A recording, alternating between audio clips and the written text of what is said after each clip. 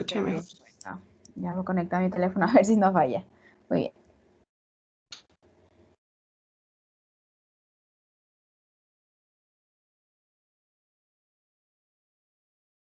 ¿Me avisan cuando vean mi pantalla, por favor? Ya sabe, doctora. Ya se ve, doctora. Muy bien. Entonces hoy vamos a hablar acerca de la regulación renal de la presión arterial. Bueno, el control de la presión arterial puede estar dada por diversos mecanismos, pero de manera general lo podemos dividir en el control a corto plazo y en el control a largo plazo. En el control a corto plazo va a estar o va a participar el sistema nervioso simpático, y esto lo va a hacer a través de los efectos sobre la resistencia vascular periférica total, lo que también va a intervenir en la capacitancia y la capacidad de la bomba cardíaca para poder regularlo. Es decir, de manera general, cuando existe un aumento en la presión arterial, va a aumentar el gasto cardíaco también. Pero también existe un control a largo plazo donde van a estar relacionados tanto sistemas neurales, hormonales y renales. Esta tiene que ver más que nada con la homeostasis del volumen de líquido en el organismo, y esta pues va a estar determinada por el balance entre la ingestión y la eliminación de líquidos, que es lo que ya habíamos visto cuando vimos la cantidad de sustancias o líquidos que existen en el cuerpo, y en el cual esta homeostasis o este equilibrio va a cobrar bastante importancia. Y entre regulación a largo plazo, el control renal va a tener también una función muy importante. Nos menciona que el sistema de líquidos renal corporal para la regulación de la presión arterial va a actuar de forma lenta. Sin embargo, va a ser muy poderosa. ¿Y cómo va a actuar? Pues bueno, si el volumen de sangre aumenta, también va a aumentar la capacidad vascular. Y esta capacidad vascular, si no está pues alterada, va a ocasionar un aumento de la presión arterial. A su vez, este aumento de la presión arterial va a ocasionar que los riñones excreten el líquido o el exceso de este volumen. ¿Para qué? Para que esta presión arterial se normalice. Esto funciona así en el organismo en el que los riñones funcionen de manera normal. Y de hecho, este mecanismo de regulación líquido renal es un mecanismo bastante primitivo, y nos trae el ejemplo, nos menciona el ejemplo del pez babosa. Este pez de manera normal maneja presiones bastante bajas, es decir, entre 8 y 14 milímetros de mercurio, y esta presión va a aumentar directamente proporcional a su volumen de sangre. El pez babosa de manera continua va a estar ingiriendo bastante agua de mar, y esto va a hacer que se absorba a la sangre y que aumente su volumen y por ende su presión. Sin embargo, cuando esta cantidad de líquido es bastante alto, el riñón lo que va a hacer es que va a excretar el exceso de líquido, y va a hacer que el volumen de la orina aumente, y si aumenta el volumen de orina, pues va a haber una disminución de la presión sanguínea. Por el contrario, esta disminución de la presión sanguínea pues va a hacer que la presión arterial del pez babosa otra vez regrese hacia la normalidad, pero pues este pez va a continuar bebiendo agua y va a iniciar otra vez este mecanismo de regulación. Este mecanismo de regulación primitivo ha sobrevivido tal y como en el pez babosa, y en el ser humano la eliminación renal de agua y sal va a ser muy sensible a los cambios de presión, tal y como pasa en este organismo. Sin embargo, también es importante mencionar que el aumento de la presión arterial de solo unos milímetros de mercurio en el ser humano puede aumentar casi el doble la eliminación renal de agua, y a esto se le va a conocer como diuresis por presión. Así como sucede en el pez babosa, este sistema de líquido renal corporal es muy similar en el ser humano. Sin embargo, conforme ha evolucionado, pues también ha ido o se han añadido otros sistemas para perfeccionar este mecanismo de regulación. Y otro concepto bastante importante para conocer es el de natriuresis por presión, que básicamente nos habla de que el aumento de la presión arterial también va a aumentar la eliminación renal de sal. En la figura que les presento aquí, esta figura que les presento aquí, lo que representa en sí es ese mecanismo de diuresis por presión y de natriuresis por presión. Podemos observar que conforme la presión arterial va aumentando, también el volumen de la diuresis y natriuresis va a aumentar con el fin de poder regular la presión arterial. Esta curva que está aquí representada se le conoce como curva de eliminación de orina en el riñón o curva de función renal. En el ser humano, la presión arterial de 50 milímetros de mercurio tiene una eliminación renal prácticamente de cero.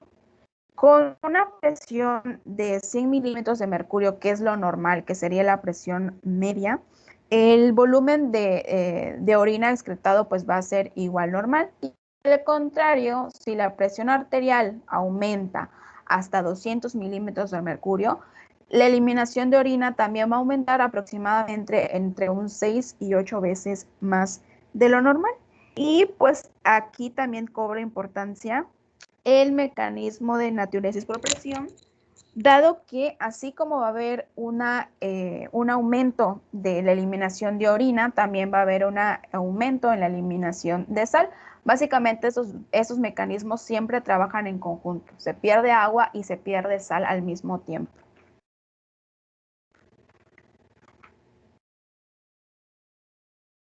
También existe otro concepto bastante importante que se llama ganancia por retroalimentación casi infinita, y este concepto también tiene que ver o es un mecanismo más del control de la presión arterial. En esta gráfica podemos ver o más bien la misma línea que vimos anteriormente, que es la de la regulación normal, o cómo va excretándose o perdiéndose sal y agua a medida que la presión arterial, perdón, va aumentando. En esta podemos ver otra línea que representa la ingestión de agua y sal, y esta pues sería la pérdida renal de agua y sal. Aquí podemos ver que si la presión arterial va a aumentar o aumenta hasta 150 milímetros de mercurio, es decir, 50 milímetros de mercurio más de lo normal, la eliminación de agua y sal va a ser 3 veces mayor que la ingestión, por lo cual el cuerpo va a perder líquido y va a también disminuir el volumen de sangre y presión arterial. Este mecanismo va a seguir así, o es decir, va a seguir perdiéndose o eliminándose agua y sal hasta que la presión arterial vuelva a alcanzar este punto en el que se intersecta la presión arterial normal y la ingestión de agua y pérdida renal de sal y agua, se le conoce como punto de equilibrio. Lo contrario pasaría si la presión arterial estuviera abajo de este punto de equilibrio o fuera menor. Lo que pasaría aquí es que la ingestión de sal y agua pues va a ser mayor que la eliminación. ¿Para qué? Para que el volumen de líquido y sangre aumenten y para que la presión arterial vuelva hasta el punto de equilibrio. Entonces, en sí, este mecanismo conocido como ganancia por retroalimentación infinita es un mecanismo en el cual la presión arterial, ya sea que esté por encima o por debajo del punto de equilibrio, entra en estos mecanismos de pérdida e ingestión de agua. ¿Para qué? Para llegar a este punto de equilibrio. Independientemente de lo que suceda, siempre el riñón va a buscar regresar a este punto de equilibrio en el cual la presión arterial se mantenga dentro de la normalidad. No sé si quedó claro. Sí, doctora. Ok.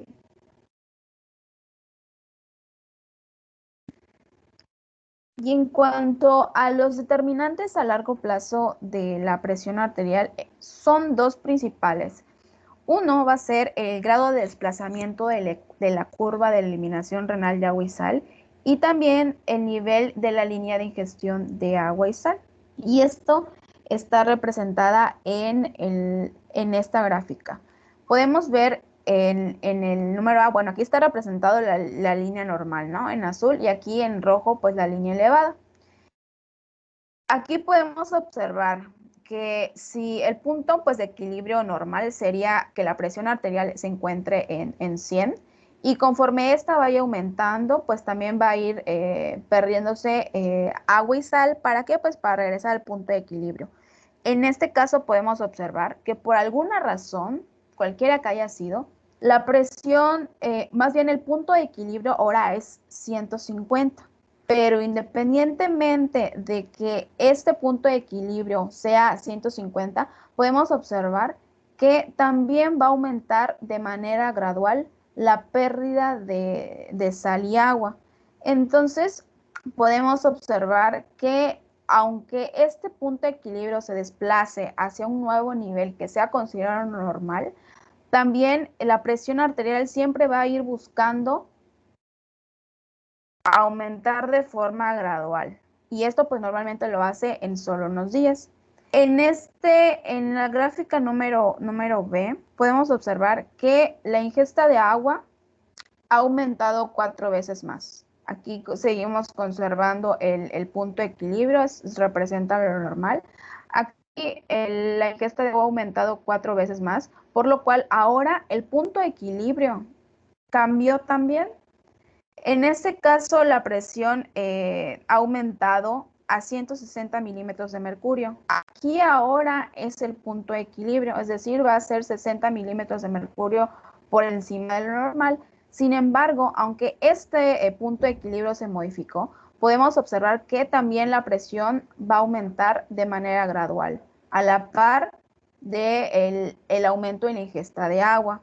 Entonces nos menciona que es imposible cambiar el nivel de presión arterial media a largo plazo sin que esos valores determinantes básicos se modifiquen. Es decir, siempre que haya un aumento en la presión arterial en un riñón funcional, también va a aumentar ya sea la ingestión o la pérdida de agua y sal. ¿Para qué? Para volver a este punto de equilibrio. Sin embargo, también es importante mencionar que en algunas ocasiones en este punto podemos observar también que esas dos curvas se van a intersectar. Y esto en sí lo que quiere representar es que si es que pues siempre que haya un riñón que esté pues funcionando normal, independientemente de que esta línea que representa la ingesta de agua y sal, siempre pues va a buscar la manera de poder regularse y que la presión arterial, a pesar de que se eleve, no cause consecuencias importantes en el organismo. Entonces, si alguno de ellos va a cambiar, o más bien si la presión se eleva, siempre alguno de esos mecanismos va a cambiar para buscar regular este punto de equilibrio.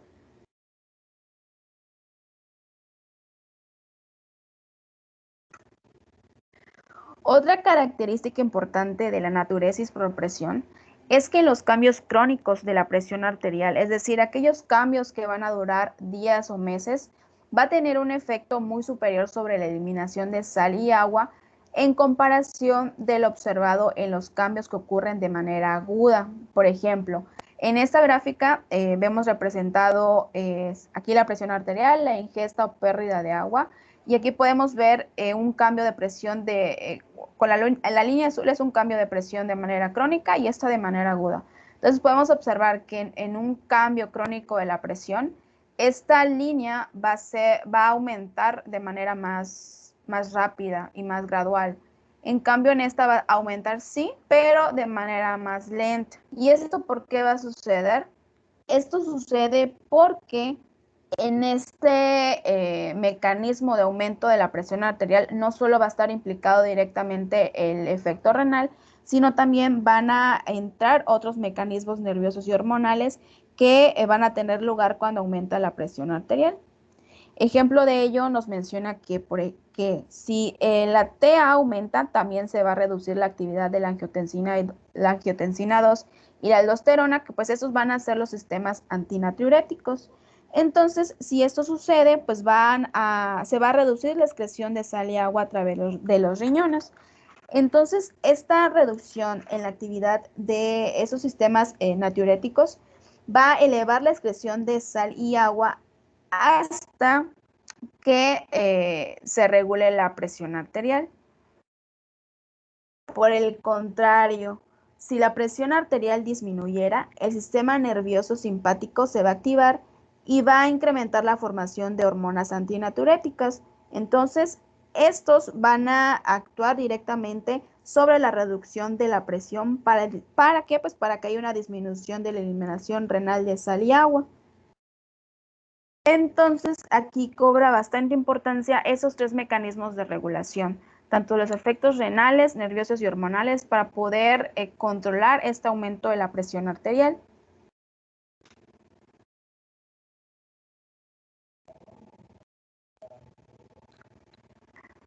Entonces, si normalmente, o más bien los riñones están funcionando de manera normal y también los mecanismos hormonales y neurales, aunque haya un incremento en la ingesta de sal hasta 3 o 6 veces mayor, solo van a haber incrementos pequeños de la TA. Acuérdense que esto siempre va a ser en un riñón que esté funcionando de manera normal. Y aquí van a nacer dos conceptos bastante importantes que van a ser los insensibles a la sal y los sensibles a la sal. Aquellos insensibles a la sal significa más bien que grandes variaciones en la ingesta de sal no van a modificar la presión sanguínea más que unos milímetros de mercurio.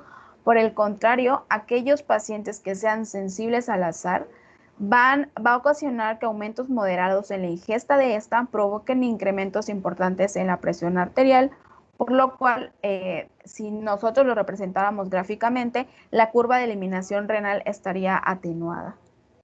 Sin embargo, en los casos en los cuales esto no sucede, podríamos poner ejemplo de aquellos casos de pacientes que tienen alguna lesión renal o que son diabéticos o que estuvieron sometidos a alguna cirugía en la cual la masa renal se ve afectada.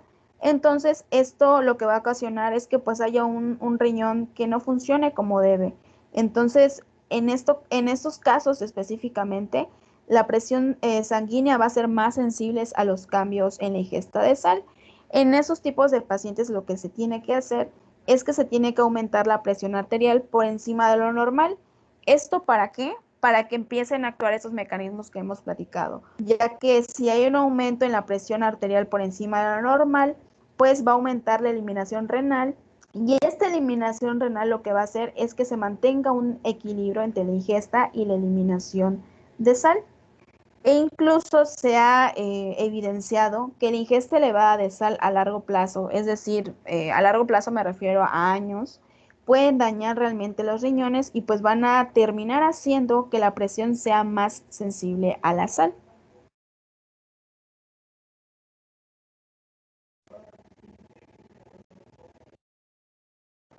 Y ahora pues vamos también a seguir hablando un poquito de otros mecanismos que entran en el control de la presión arterial.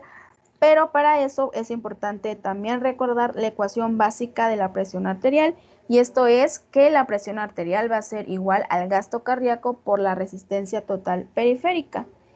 Y esta resistencia o aumento en la resistencia periférica total normalmente lo que ocasiona es que se eleve la presión arterial. Entonces, si la resistencia total periférica aumenta de manera aguda, también va a aumentar la presión arterial. Sin embargo, si los riñones funcionan de manera normal, van a entrar los diferentes mecanismos que van a actuar para retornar a la normalidad esta presión arterial. ¿Y esto cómo va a suceder? Pues bueno, si hay un aumento de la resistencia total periférica, aquí van a entrar los diferentes mecanismos de natriuresis y diuresis por presión, es decir, se van a empezar a excretar grandes cantidades de sal y agua. Si hay una excreción de estos líquidos, es decir, de sal y agua, se va a ocasionar que se pierdan también grandes cantidades pues, de estas sustancias, ¿no? Esto va a continuar hasta que la presión vuelva al punto de equilibrio. Y esta gráfica lo que representa son diferentes patologías en las cuales se ve afectada la resistencia periférica total. En algunas está aumentada, en algunas está disminuida, pero si vemos, esta línea en negro representa la presión arterial, que pues es 100, ¿no? La presión arterial media normal es 100. Independientemente de la patología clínica que suceda, siempre va a buscar la presión arterial a través del gasto cardíaco, que en sí pues es la ecuación que vimos aquí, tratar de regularse para devolver a la presión arterial a los valores normales. Sin embargo, muchas veces el aumento de la resistencia periférica total también va a inducir que haya un aumento en la resistencia vascular de los riñones. Y aquí lo que va a ocasionar es que la función renal se altere y provoque hipertensión. Estos es en casos muy raros y bastante específicos. Y en este caso, la hipertensión va a estar íntimamente relacionada con esa disfunción renal, no así con la resistencia periférica total que normalmente se induce.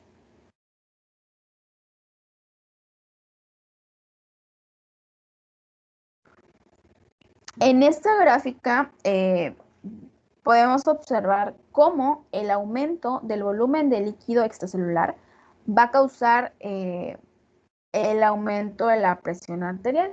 De manera normal, si hay un aumento del volumen de líquido extracelular, también va a haber un aumento del volumen de sangre. Ese aumento del volumen de sangre va a ocasionar que también hay un aumento en la presión de llenado circulatoria media, y esta a su vez va a aumentar el retorno de sangre venosa al corazón.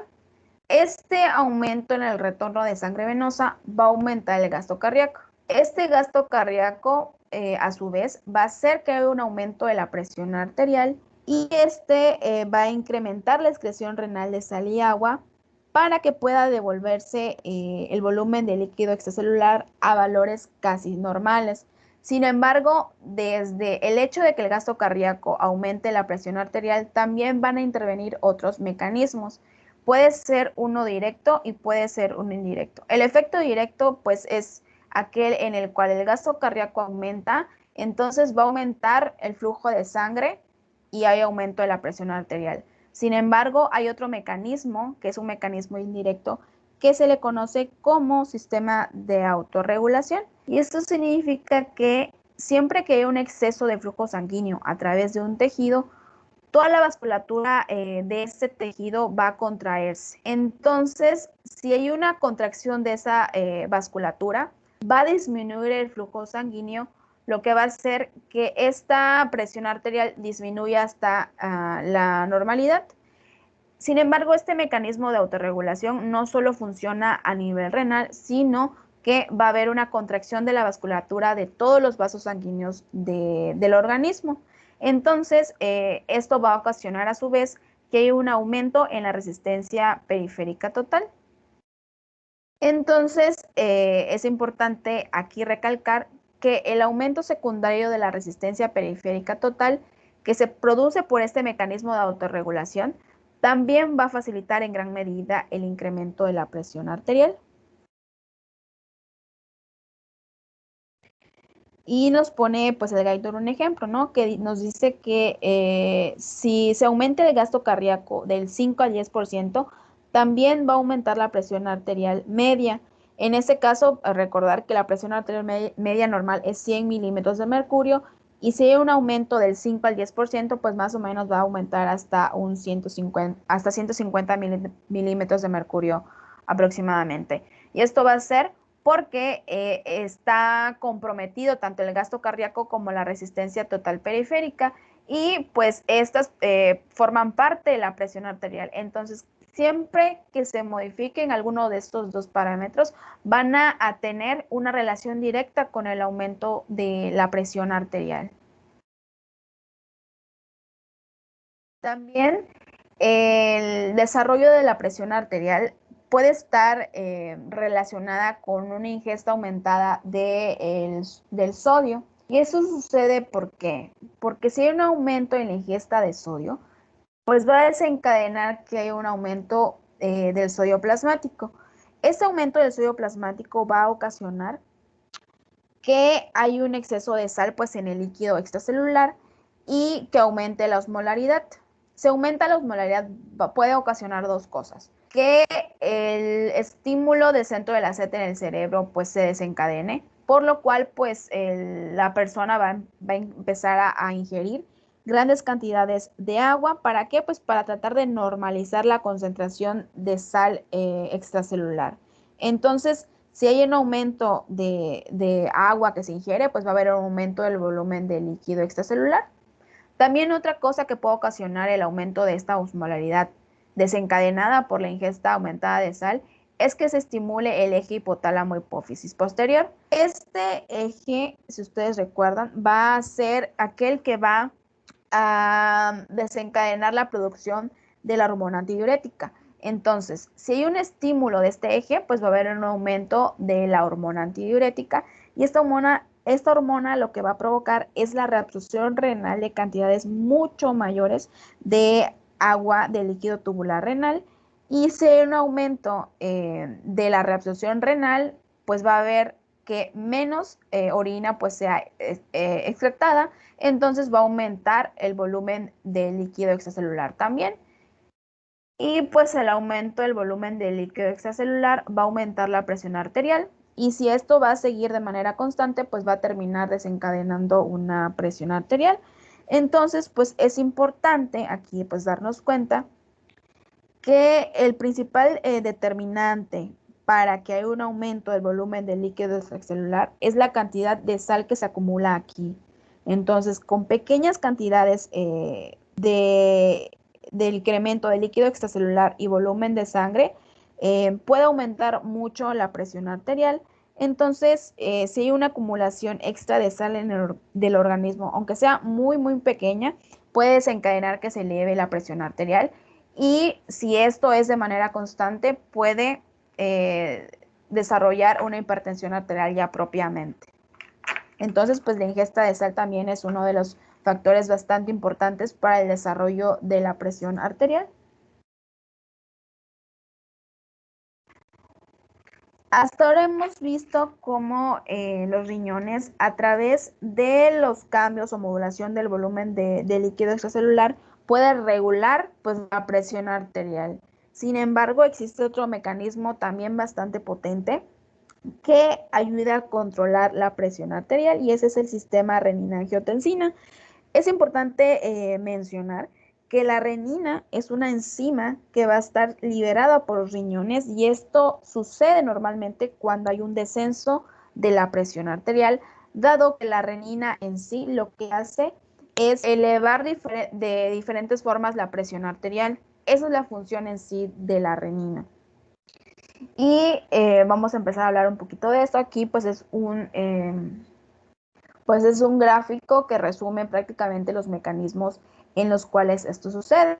Entonces, el sistema renina-angiotensina puede desencadenarse por diferentes estímulos, ya sea por algún mecanismo o algo que cause deshidratación, por un déficit de sodio o por alguna hemorragia. Esto, todos van a ocasionar que haya una disminución del volumen sanguíneo. Esta disminución del volumen sanguíneo va a ocasionar que haya una disminución de la presión arterial, y esto va a estimular a las células yuxtaglomerulares, que pues van a ser células que van a situarse en las arteriolas aferentes. Estas pues las vamos a encontrar inmediatamente o cercanas a los glomérulos. Estas células van a secretar renina, que como habíamos dicho tiene la función de aumentar el nivel sanguíneo. Si se dan cuenta, todos estos estímulos lo que ocasionan es que haya una disminución de la presión arterial, por lo cual la renina va a entrar en acción. Pero la renina por sí sola no va a actuar directamente regulando esta, o no solo va a formar parte del sistema renina, sino que va a tener también la función de convertir a un precursor que se llama angiotensinógeno, que va a ser pues el sustrato de la renina. En sí el angiotensinógeno pues es un péptido de 10 aminoácidos y va a convertir este angiotensinógeno o va a convertirse en angiotensina. La angiotensina es un vasoconstrictor. Sin embargo, este vasoconstrictor por sí solo no va a ser suficiente para poder regular el proceso de la presión arterial. En sí, va a ser una sustancia que va a circular por todo el organismo y aumenta el nivel de sangre. Entonces, este angiotensinógeno pues va a circular por todos los capilares hasta alcanzar los pulmones. Esto va a ser así porque va a encontrarse en los pulmones la enzima convertidora de angiotensina que va a convertir a la angiotensina 1 en la angiotensina 2. Esta digamos que ya va a estar como en su forma funcional y esta lo que va a hacer en sí es aumentar el nivel sanguíneo. Sin embargo, la angiotensina 2 también va a hacer que se estimule en las cortezas suprarrenal la producción de aldosterona. La producción de aldosterona, pues en sí, va a estimular la secreción o va a ocasionar que se eleven las concentraciones de potasio en sangre. También va a inhibir la disminución de potasio en el nivel sanguíneo y estas a su vez van a aumentar la presión arterial. Entonces, el estímulo de aldosterona también va a ocasionar que el riñón incremente la secreción de potasio y protones hacia la orina. ¿Esto por qué? Porque siempre que hay un aumento de la presión arterial, como hemos visto, también va a haber un aumento del el líquido o de orina que se excrete. Entonces, todo este mecanismo en sí lo que va a tener como fin es que el paso de algunas horas pueda regularse la presión arterial cuando aumenta. Ese sistema es bastante más lento que el sistema nervioso autónomo y siempre va a tardar pues algunas horas para empezar a funcionar, dado que si ustedes se dan cuenta tienen que pasar por diferentes procesos para poder ser funcional. Pero en sí, lo que va a hacer en el riñón es que hay una reabsorción de sodio y agua para que se pierda menos sodio y agua en la orina y en consecuencia haya un aumento de volumen, hay un aumento del volumen sanguíneo y este volumen sanguíneo lo que va a ocasionar es que la presión arterial vuelva hacia el valor normal. Y en esta gráfica lo que nos quiere representar, o más bien lo que pasa en esta gráfica es que hay una hemorragia, que si ustedes se dieron cuenta, es uno de los estímulos que va a desencadenar todo este proceso de creación o activación de la renina. Entonces, en esta hemorragia, si ustedes se dan cuenta, la presión arterial va a disminuir a 50 milímetros de mercurio, y aquí podemos ver cómo o qué es lo que sucede cuando hay un sistema renina-angiotensina pues funcional y cuando hay algún mecanismo que va a intervenir en el funcionamiento de este sistema renina-angiotensina. Y aquí podemos ver que se ocasionó la hemorragia, ¿no? Entonces va a haber un descenso de la presión arterial. Sin embargo, si el sistema renina-angiotensina está funcionando, podemos ver que esta curva va a hacer que en algunos minutos la presión arterial ascienda. En este caso no asciende hasta lo normal, que serían los 100 milímetros de mercurio. Sin embargo, va a ascender hasta 83 milímetros de mercurio, que pues está básicamente pues cerca de lo normal. Caso contrario del sistema renina-angiotensina, aquí no está funcionando y aunque hay un incremento de la presión arterial, aquí hasta aproximadamente 60 milímetros de mercurio, como está funcionando el riñón en la normalidad, siempre va a tender a buscar que haya esa acción en el cual el riñón por diferentes mecanismos trate de, en este caso, regular la presión arterial. Sin embargo, aunque este sistema está funcionando, podemos observar que sí se lleva algunos minutos. Sin embargo, aunque es algo más lento que los reflejos nerviosos o aquellos reflejos en el sistema simpático, va a siempre a regular la presión arterial. Entonces, este sistema también cobra bastante importancia en aquellos casos en los cuales hay algún choque, en el cual el flujo sanguíneo se vea comprometido. Si nosotros tenemos un riñón funcional en el cual el sistema renina-angiotensina pueda entrar a actuar, siempre va a buscar eso, la regulación de la presión arterial. Por lo cual aquí se comprueba que independientemente que el sistema renina-angiotensina esté funcionando, siempre que el riñón esté en condiciones pues normales, va a intentar regular la presión arterial. Y pues la presión arterial pues está íntimamente relacionada con prácticamente el funcionamiento normal del organismo.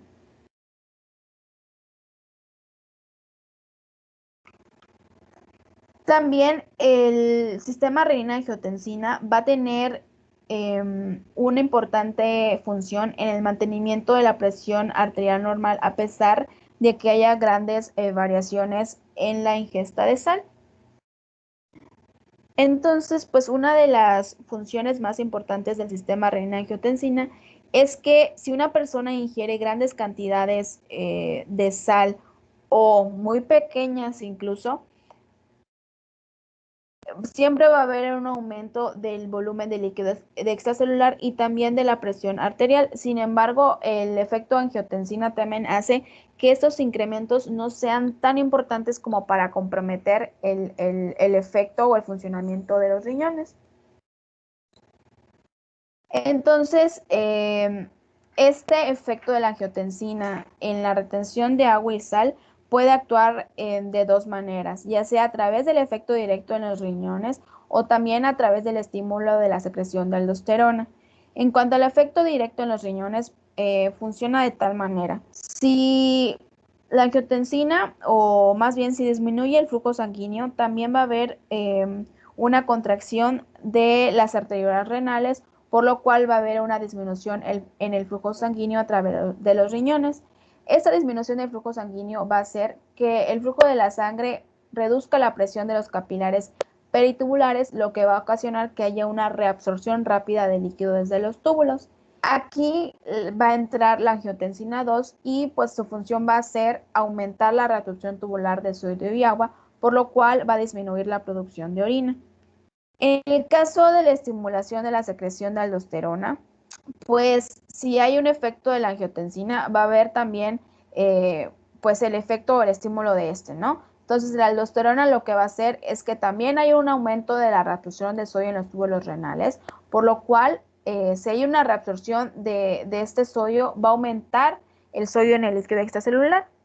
Esto va a ocasionar una retención hídrica que va a aumentar el volumen de líquido extracelular y secundariamente va a haber un aumento pues de la presión arterial. En consecuencia, pues el efecto directo que tiene la angiotensina sobre el riñón, así como su acción a través de la aldosterona, pues van a ser importantes en el control a largo plazo de la presión arterial. Sin embargo, se ha encontrado que el efecto de la angiotensina es incluso más fuerte que el de la aldosterona. Sin embargo, el de la aldosterona pues es el estímulo o el efecto mayor conocido, independientemente de que el efecto angiotensina sea más fuerte que este. Una de las funciones también más importantes que va a tener este sistema renina-angiotensina, bueno, era lo que les comentaba, ¿no? Que permitir que la persona ingiera grandes cantidades o muy pequeñas de sal sin que se provoquen grandes cambios en el volumen de líquido extracelular y en consecuencia de la presión arterial. Y esto va a actuar a través de un mecanismo automático de retroalimentación. ¿Y esto cómo va a suceder? Pues bueno, si hay un aumento en la ingesta de sal, pues va a haber un aumento del volumen de extracelular. Este aumento de volumen de líquido extracelular, en consecuencia, va a causar un aumento de la presión arterial. Si hay un aumento de la presión arterial, pues va a haber un aumento de la renina y la angiotensina. ¿Por qué? Pues normalmente ustedes recuerden que estos sistemas van a empezar a actuar cuando, o más bien la renina empieza a excretarse de manera normal cuando hay una disminución de la presión arterial. Entonces, aquí como hay un aumento de la presión arterial, pues este mecanismo va a descender. Entonces, si hay un descenso de la renina y de la angiotensina, también va a haber una disminución en la retención de agua y sal, por lo cual el volumen extracelular va a volver casi a lo normal. Y este mecanismo en sí pues va a ser el mecanismo de automático de retroalimentación, en el cual por sí solo los riñones van a actuar para regular el volumen extracelular de líquidos, ¿no? Entonces, en este mecanismo, si el sistema renina-angiotensina está funcional, aunque la presión arterial aumente, más bien, aunque la ingesta de sal aumente hasta 50 veces más, la presión arterial no va a aumentar mucho. Nos menciona aquí que va a aumentar aproximadamente entre 4 y 6 milímetros de mercurio, que es significativo. Él es poco significativo. Sin embargo, si el sistema renina-angiotensina está bloqueado, este mismo aumento en la ingestión de sal va a provocar el aumento de la presión arterial hasta 10 veces más por encima de lo normal. Aproximadamente pues sería entre 50 y 60 milímetros de mercurio. También nos mencionan algo conocido como hipertensión de Goldblatt. Este tipo de hipertensión pues está dada o fue dada en honor a un doctor que fue el primer científico que utilizó como este mecanismo para poder explicar cómo el hecho de que hubiera una constricción de alguna arteria renal podría influir sobre el mecanismo de la presión arterial. Y en esta gráfica podemos observar que en este caso es el caso de un riñón único, ¿no? Entonces aquí podemos observar que la arteria renal pues está comprometida, ¿no? En este caso pues fue como de manera intencional, pero si la arteria estuviera comprometida, lo que va a hacer es que haya un aumento o más bien una disminución en la presión arterial. Entonces acá la arteriola está contraída, entonces hay una disminución en la presión arterial. Y entonces podemos ver que si hay una disminución de la presión arterial, va a haber un aumento en la secreción de renina. ¿Para qué? Para tratar de regular la presión arterial. Si hay un aumento en la secreción de renina, también va a haber un aumento en la presión arterial. Entonces podemos ver en esta gráfica cómo a pesar de que la arteria está contraída, como el riñón todavía es funcional, va a entrar la secreción de renina a tratar de regular la presión arterial. Y pues acá, como ya la arteria pues fue liberada, pues va a disminuir esto hasta los valores normales, que sería la presión arterial de 100 milímetros de mercurio. Entonces, el aumento de la presión arterial a través de este mecanismo va a actuar de dos formas, ya sea a través del mecanismo vasoconstrictor de la renina-angiotensina o también a través de la retención de sal y agua para poder causar vasoconstricción. En el caso del primer mecanismo, lo que va a suceder es que va a haber la segregación de grandes cantidades de renina, porque pues si está comprometida la arteria, pues va a haber una disminución de la presión arterial.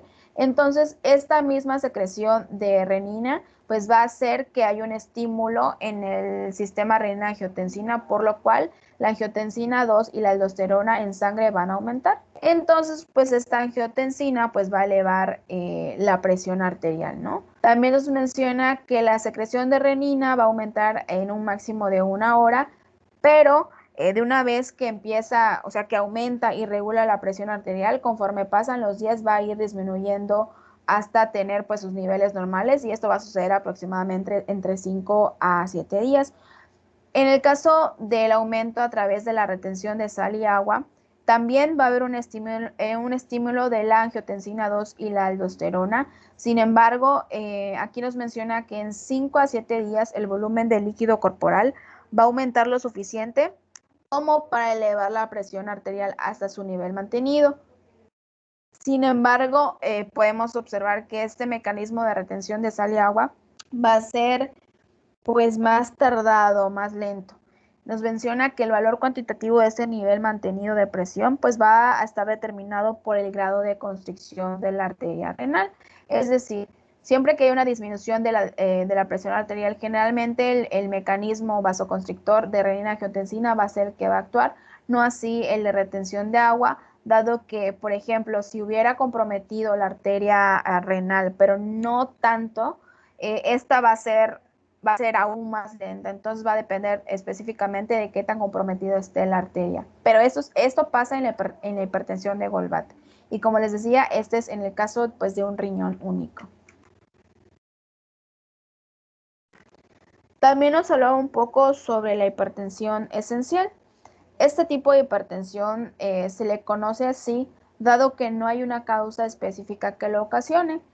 Y esta va a representar hasta el 90 al 95% de las personas que presentan presión arterial o hipertensión arterial. Esta generalmente se va a manifestar en edades avanzadas y está íntimamente relacionada con el aumento excesivo de peso y de sedentarismo.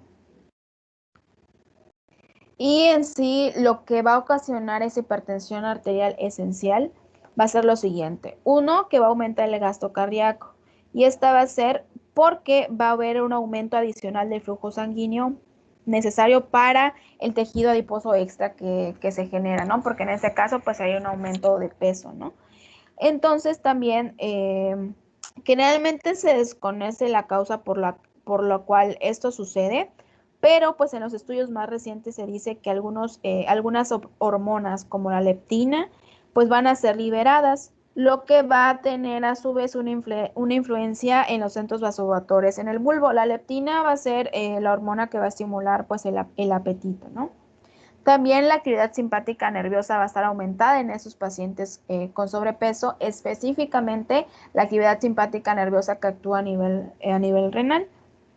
Esta se va, en eso también se desconoce pues la causa que la ocasione, pero pues se ha encontrado que pues es un estímulo que va a suceder. También en aquellos pacientes que tienen hipertensión esencial, las concentraciones de angiotensina 2 y aldosterona van a estar aumentadas en 2 a 3 veces.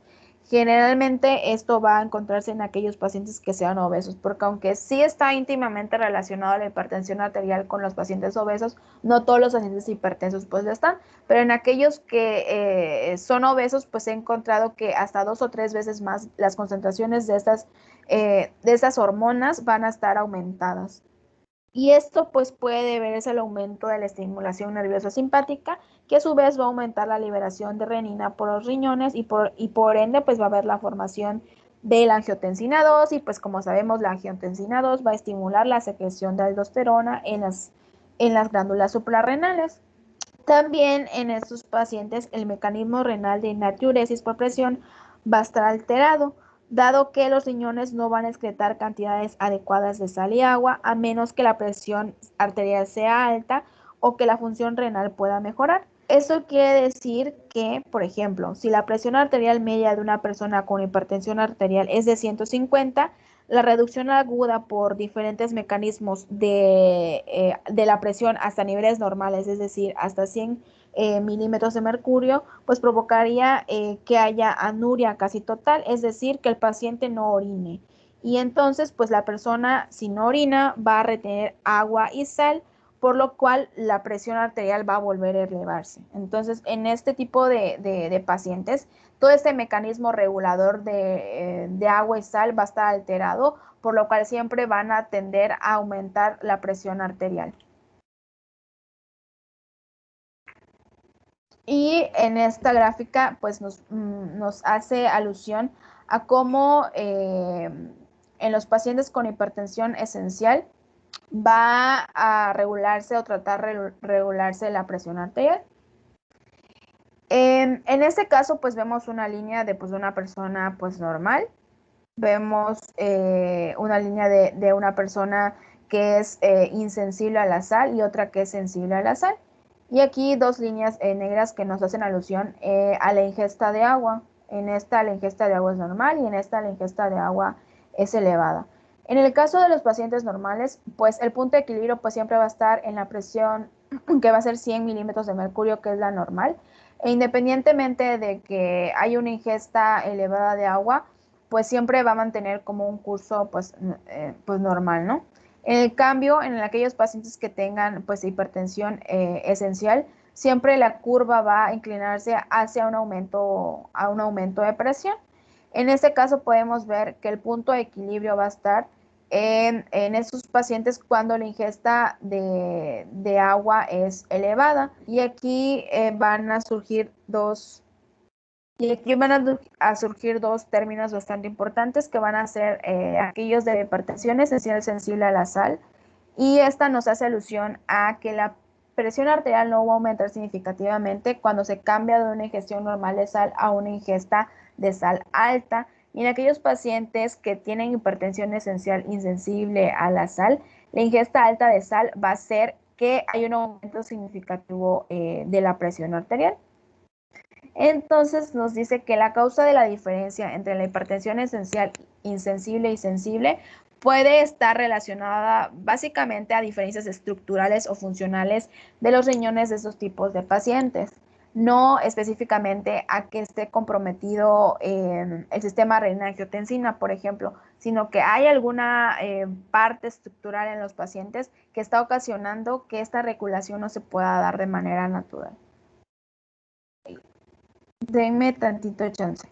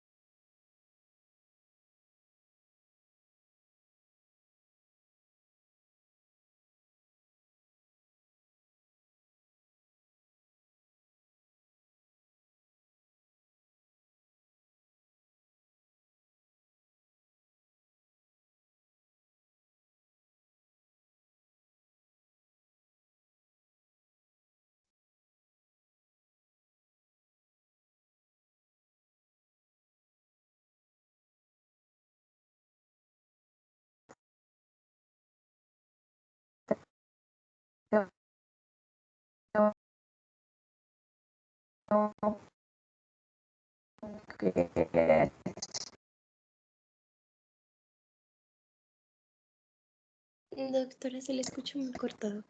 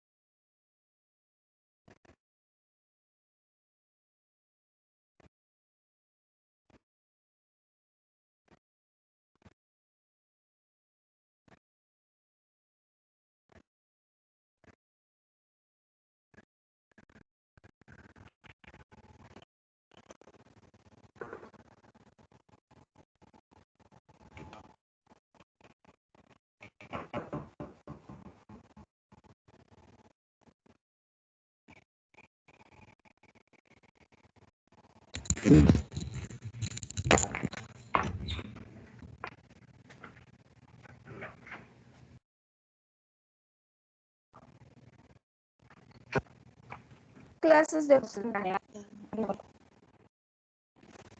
Permítame.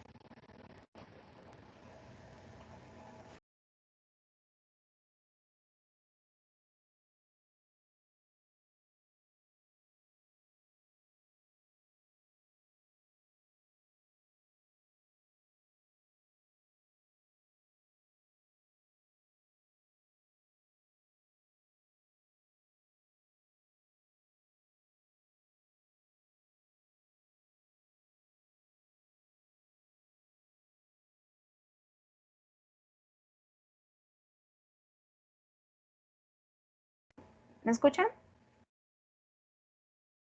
Sí, doctora. Sí, ya mucho mejor te queda. Ay, perdón. Bueno, les decía que en el caso del tratamiento de la hipertensión esencial va a estar dada a través de 2 pasos. El primer paso va a ser siempre a través de la mejora del estilo de vida, es decir, a través de la alimentación, reducción de peso y pues la actividad física, o sea, alimentación y actividad física. Sin embargo, pues es de las cosas más difíciles para los pacientes apegarse a esto. Entonces, pues entra un segundo paso que sería la utilización de fármacos. En el caso de los fármacos antihipertensivos, prácticamente lo podemos dividir en 2 clases generales. Uno, aquellos fármacos vasodilatadores, es decir, aquellos fármacos que van a aumentar el flujo sanguíneo renal, y aquellos fármacos diuréticos, que van a ser aquellos que van a disminuir la reabsorción tubular de sal y agua.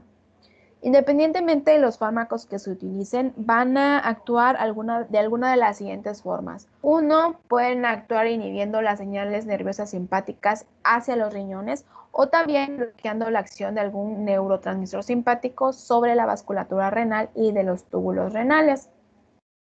También pueden actuar relajando directamente el músculo liso de la vasculatura renal o bloqueando la acción del sistema renina-angiotensina-aldosterona sobre la vasculatura renal o sobre los túbulos tubulares, dado que pues aquí pues ya va a haber un proceso de hipertensión. Entonces pues el sistema renina ya no tendría por qué actuar, y pues normalmente en un paciente hipertenso, independientemente de que hay un proceso de presión arterial elevada, el sistema renina-angiotensina siempre va a tender a estar funcionando. Entonces, en este caso, pues los fármacos lo que haría, pues sería bloquear la acción de este sistema renina para que pues la presión arterial pueda regularse. En aquellos fármacos que también van a reducir la reabsorción de sal y agua, especialmente van a actuar bloqueando el transporte activo de sodio a través de la pared tubular. Esta, a su vez, va a ocasionar que no se forme o no haya más bien reabsorción de agua, por lo que si no hay reabsorción de agua, pues entonces toda esta agua va a excretarse en la orina, y también a veces tiende a aumentar la presión arterial. Entonces, lo que va a hacer este fármaco pues es reducir la reabsorción de sal y agua en estos túbulos. Y pues en cuanto a las conclusiones, ¿alguien me podría decir algo que haya entendido? ¿O algún mecanismo en el cual funciona el riñón para controlar la presión arterial?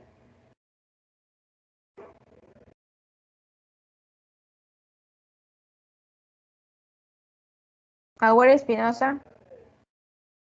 Sí, dígame. A ver, algo que me puedas decir de algo que has entendido en la clase, algún mecanismo que intervenga en el control de la presión arterial. Ay, doctora, le voy a ser muy sincero, estoy en el hospital, entonces no he podido poner 100% atención. Discúlpeme. Ahora sí, le quedo muy mal. Ok. Chacel.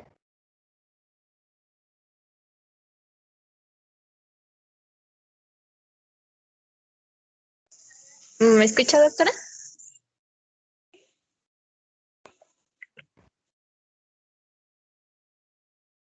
Doctora. Algo que es...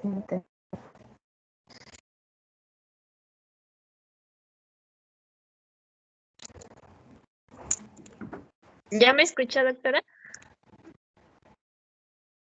Sí, sí te escucho. Bueno, a ver si entendí. pero según yo, cuando falla la presión arterial, pues es muy, no, la presión arterial es muy sensible ante el consumo de sal, lo que cambiaría el control de la presión arterial. Entonces, la angiotensina 2, pues como es un vasoconstrictor que causa un aumento de la presión arterial, entonces esta en el sistema nervioso simpático liberaría la hormona norepinefrina, que actuaría como vasoconstrictor y estimularía al riñón para retener el sodio. Entonces, esto podría causarnos un aumento de la resistencia vascular periférica y como consecuencia, lo que nos causaría es que retuviéramos agua y pues esto nos provocaría hinchazón, ¿no? Ujú. Entonces, ¿sí entendí? Sí, está bien. Sí. Doctora,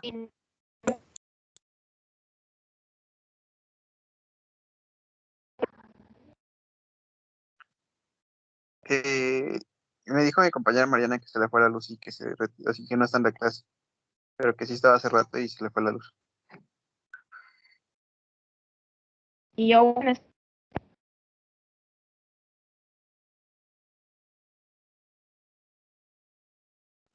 ¿Cómo? ¿está? ¿Perdón? ¿Estás? Ya. Ahora, si yo te pregunto, Doctora, es que se está trabando se termina. mucho. Ay, me estoy escuchando otra vez. Ah.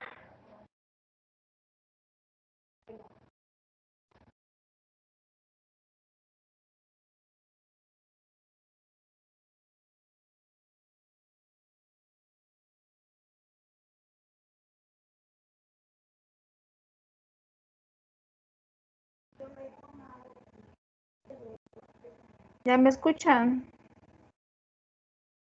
Ya, doctora.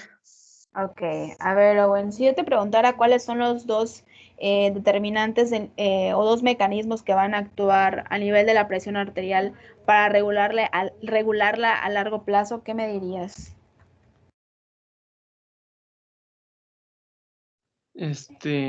A largo plazo, Pero a nivel de el líquido extracelular. Acuérdate que no nada más es el sistema renina-angiotensina que va a intervenir en todo este proceso de la regulación arterial, sino también está el sistema de líquidos renal corporal. Entonces, si yo te preguntara cuáles son los dos determinantes que van a actuar en este sistema para regular la presión a largo plazo, ¿qué me dirías?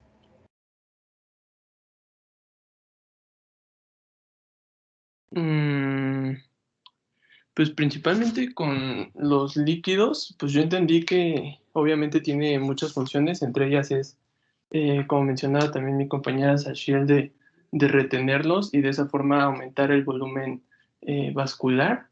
Pero, por ejemplo, bueno, es que me estoy confundiendo un poco, pero no sé si se refiere, por ejemplo, a lo de la angiotensina, que también aumenta el volumen que usted menciona. No. En cuanto a al sistema de líquidos corporal, hace más que nada alusión a que si hay un aumento de la presión arterial, siempre va a buscar la manera, el cuerpo de ingerir o de perder agua y sal dependiendo de la situación. ¿Se acuerdan que hablábamos de ese punto de equilibrio? Entonces, por ejemplo, si hay un aumento de la presión arterial en el sistema de líquido corporal, ¿qué pasaría?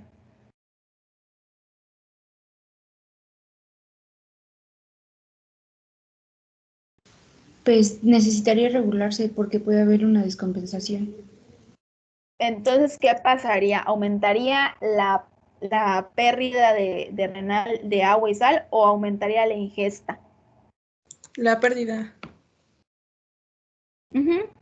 porque sería lo contrario a si tienen la presión baja, que es por lo que bueno, mi mamá sufre de presión alta y le quitan las sales y yo sufro de presión baja y a mí me recetan que aumente pues mi consumo de electrolitos, que es lo que principalmente tiene Así el es. agua y la sal, ¿no?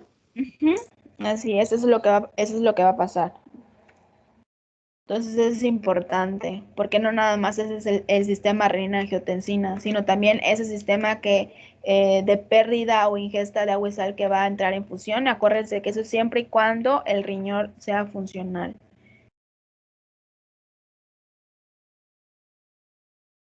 Y en cuanto a la importancia de la sal en la regulación de la presión arterial, hablábamos de que hay dos mecanismos en los cuales esto va a intervenir. ¿Cuáles eran?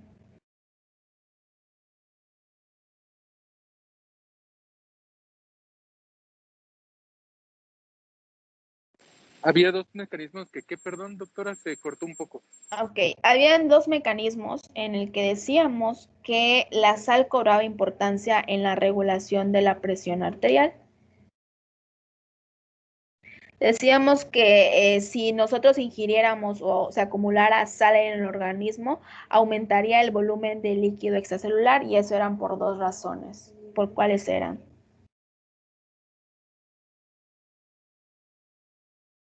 Por la bomba de sodio-potasio. No precisamente. La osmolaridad. Hablábamos que siempre que haya un aumento de sal, siempre va a haber un aumento de la osmolaridad del líquido, pero esta osmolaridad del líquido habíamos visto que va a desencadenar dos procesos en los cuales el líquido extracelular va a aumentar. ¿Cuáles serán? Creo que uno es el oncótico y el otro no me acuerdo. ¿Alguien? No sé si se refiere al estímulo del centro de la sed y al Ujú. estímulo del eje hipotálamo-hipófisis posterior, Ajá. en donde el estímulo del centro de la sed, pues bueno, va a haber un aumento del volumen del líquido extracelular, lo cual pues también nos causaría aumento de la presión arterial y pues por ende se daría hipertensión arterial. Y Ujú. por el estímulo del eje del hipotálamo hipófisis, pues hay un aumento ay, no me lo puse ADH, y aumento de reabsorción renal de agua. Ajá. Entonces la ADH es la hormona antidiurética. Entonces la hormona antidiurética, ¿qué es lo que va a ocasionar? Pues que hay una reabsorción renal de cantidades mucho más grandes de agua en este líquido tubular. Entonces, si hay mayor reabsorción renal, entonces ¿se acuerdan cuando veíamos reabsorción y todo eso? Decíamos que el 99% casi de todo el agua se va a reabsorber y ese 1% es el que se va a excretar. Entonces, si hay un aumento de esta reabsorción renal de agua, entonces va a ser mucho menos cantidad de orina que se va a excretar, pero este mecanismo también ocasiona que haya un aumento del volumen del líquido extracelular. Entonces, eso es lo que va a pasar en el caso del mecanismo de la sal en el estímulo del eje hipotálamo-hipófisis. Entonces, ese es un mecanismo más por el cual la presión también arterial se puede aumentar por la intervención de la sal. ¿Sale? Sí, doctora. Sí, Ok, Sí, doctor. bueno, ay, ya nos superpasamos hoy, perdón. Bueno, pues entonces aquí le vamos a dejar. Si tengan alguna pregunta. Sí, doctora. El examen es el día. No, Perdón, está bien. Bueno, adelante. Por favor, Marta. era lo mismo, era lo mismo. El lunes. No sé, bueno, yo no sé, eso desconozco, les pregunto, ustedes que saben un poco más, porque pues sí me hubiera gustado como hacer una clase de repaso o algo así, pero no sé si se pueda pues ya en semana de exámenes. Claro, la ventaja que tenemos nosotros es que tenemos 2 días, pero no sé si se pueda. ¿Alguien sabe? Pues es que en sí usted es la que elige el día en que se aplica el examen, si es el lunes o es el jueves. Ah, bueno, está bien. Entonces yo creo que la hacemos el jueves para que tengan más chance de estudiar. No sé si quieran hacer una clase de repaso, ustedes me dicen. A mí me gustaría una clase previa, un cáliz, Ok. para ver cómo estamos. Bueno, cómo estoy Como yo, la ¿no? otra vez. Como la otra Ajá, vez, ok. creo ¿Yo? que es ¿General? bueno. general entonces. Pues sí, sí, doctora. Bueno, está bien. Entonces estudien. Entonces el día del repaso vamos a ver de manera rápida los temas. Les voy a preguntar para ver cómo están y si hay algo que repasar, pues lo repasamos rápido. Tal tenemos 2 horas, entonces yo creo que sí nos va a dar súper bien. ¿Sale? Sí, doctora. Muy Sí, bien. doctora. Entonces les veo el lunes. Estudien y no sé si hay algún tema específico que quieran que veamos como más.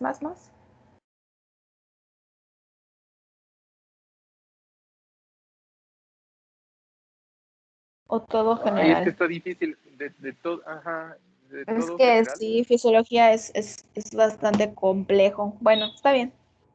Sí, Muy bien. bueno. Los veo el lunes entonces.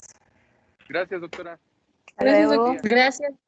Hasta luego. Hasta luego, doctora. Hasta luego. Hasta luego, doctora. Bonito día. Bye. Igualmente.